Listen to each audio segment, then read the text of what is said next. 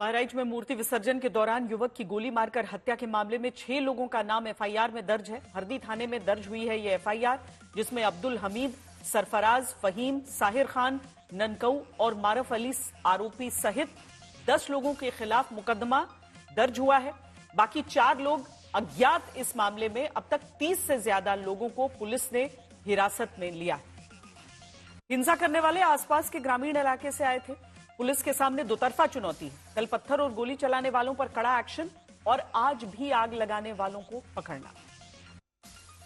हालात बिल्कुल भी बेकाबू है। इस समय आप देखिए मेरे पीछे तस्वीरें, आग लगा दी गई है। ये घर है, घर में ट्रैक्टर हैं, उनमें आग लगा दी गई है, बाइकों में आग लगा दी गई है। ये घर के अंदर का नजारा मैं आपको बता रहा हूँ, ये बाहर का नहीं है। और आप अगर इधर देखेंगे किस तरीके से ट्रैक्टरों में आग लगाई गई है, घर में कोहराम मचाया गया एक तरीके से। ये सिर्फ एक घर नहीं है, ऐसे ही इस गांव के ये कबाड़ी टोला बोला जाता है। यहाँ पर तकरीबन 6 घर हैं। आप देखिए, अगर तस्वीरों में देख पा रहे हो तो वहां से धुआं लग रहा है। सामने एक जो दुकान थी उसको आग के हवाले कर दिया गया। हम एक्सक्लूसिव तस्वीर दिखा रहे हैं आपको आज तक पर कि किस तरीके से ये आग के हवाले कर दिया गया है। और यहाँ ही नहीं, सिर्फ इस पूरे घर में यानी कि इस पूरे गाँव के लोग यहाँ से छोड़कर भाग गए हैं, यानी कि चले गए हैं, क्योंकि जिस तरीके से आग लगाई गई। आप एक्सक्लूसिव तस्वीरें देखिए आज तक पर कि ये पूरे जो बाहर दुकानें थी उनको जला दिया गया है और अंदर जो घर थे उसको भी पूरी तरीके से जला दिया गया है। यानी जो स्थिति है यहाँ पर पुलिस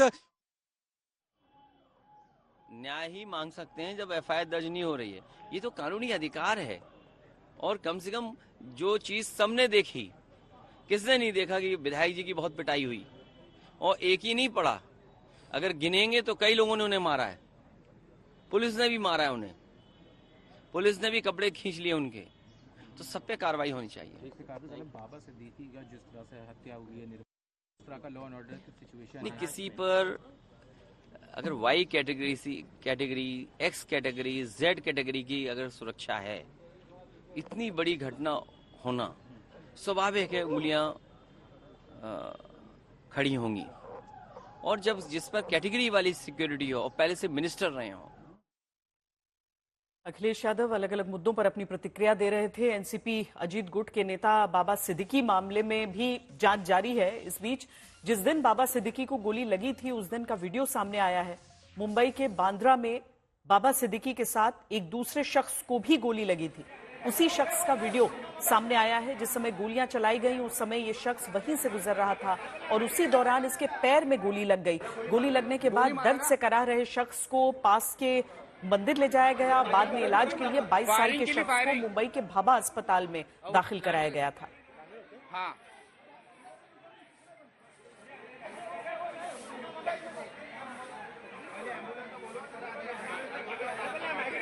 बाबा सिद्दीकी की हत्या को लेकर पहले ही तमाम सवाल उठ रहे हैं। कुछ लोगों की गिरफ्तारी है, अलग अलग एंगल्स में जांच चल रही है। और उस बीच मुंबई के बांद्रा से ये वीडियो, जो एक ऐसे व्यक्ति को गोली लगने का वीडियो है जो वहां से गुजर रहा था। हाँ।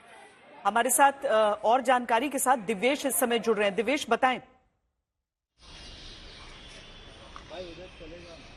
जी बिल्कुल, ये वीडियो कुछ ही सेकंड बाद का है और उसी स्पॉट का है जहां पर बाबा सिद्दीकी को गोली मारी गई।